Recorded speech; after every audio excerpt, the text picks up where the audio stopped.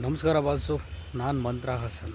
ನನ್ನ ಎರಡನೇ ಮೋಟೋಲಾಗ್ಗೆ ಸ್ವಾಗತ ಸುಸ್ವಾಗತ. ಬನ್ನಿ.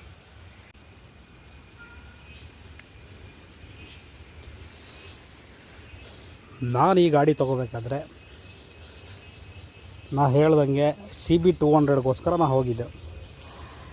ಬಟ್ ನಾನು ಸಂಪೂರ್ಣವಾಗಿ ಮಾಹಿತಿನ ತಿಳ್ಕೊಳ್ದಲೇ ಹೋದೆ. ಹಾಗಾಗಿ ಈ ಗಾಡಿನ ತಗೊಂಡೆ.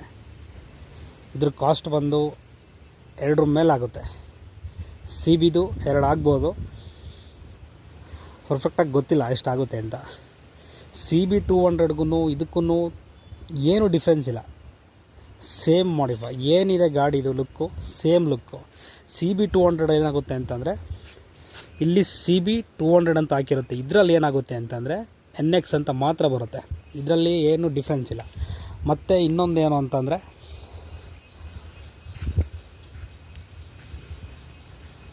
ಇಲ್ಲೇನು ನೀವು ಡಿಸ್ಪ್ಲೇ ನೋಡ್ತಿದ್ದೀರಾ,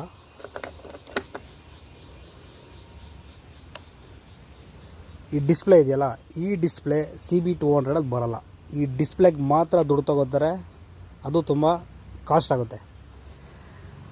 ಅದಕ್ಕೆ ಮಾತ್ರ NX 200 ಅಂತ ಕರೀತಾರೆ. ಇನ್ನೇನು ಇದರಲ್ಲಿ ಫ್ಯೂಚರ್ ವೈಸು ಲುಕ್ ವೈಸು ಏನು ಡಿಫ್ರೆಂಟ್ ಇಲ್ಲ, ಕಲರ್ ವೈಸ್ ಏನು ಡಿಫ್ರೆಂಟ್ ಇಲ್ಲ.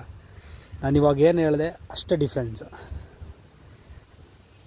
ತೊಗೋಬೇಕಾದ್ರೆ ವಿಚಾರಿಸಿ ಕೇಳಿಬಿಟ್ಟು ಯಾರನ್ನಾದರೂ ಗೊತ್ತಿರೋರಿಗೆ ತಗೊಳ್ಳಿ.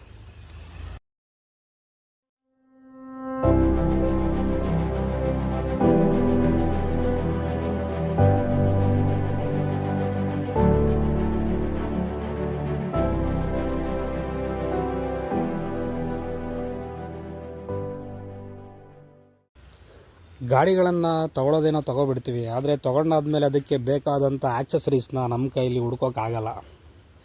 ಹೊಸದಾಗಿ ಬಂದಿರೋ CB200 ಆ್ಯಕ್ಸಸರೀಸ್ ಸದ್ಯಕ್ಕಂತೂ ನನ್ನ ಕೈಗೆ ಸಿಗಲಿಲ್ಲ.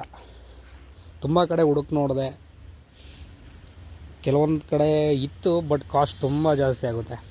ಏನಪ್ಪ ಅಂತಂದರೆ ಕ್ರ್ಯಾಶ್ ಕಾರ್ಡ್ ಅಂತೂ ತುಂಬ ಅಂದರೆ ತುಂಬ ಕಾಸ್ಟ್ಲಿ. 5500 ರೂಪಾಯಿ ಆಗುತ್ತೆ, ಫ್ರಂಟು ಬ್ಯಾಕು 2 ಸೇರಿ.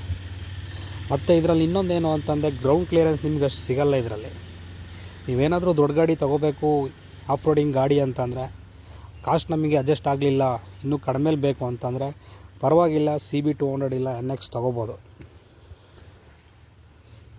ಮತ್ತು ಯಾರಾದರೂ ಹೊಸ್ದಾಗಿ ಮೋಟೋಲಾಗ್ ಸ್ಟಾರ್ಟ್ ಮಾಡ್ತೀನಿ ಅಂತಂದರೆ 179 ಏನೋ ಒಂದು ಮೈಕ್ ಬರುತ್ತೆ, ಮತ್ತು ಒಂದು ಮೊಬೈಲ್ ಹೋಲ್ಡರ್ ಬರುತ್ತೆ ಹೆಲ್ಮೆಟ್ಗೆ.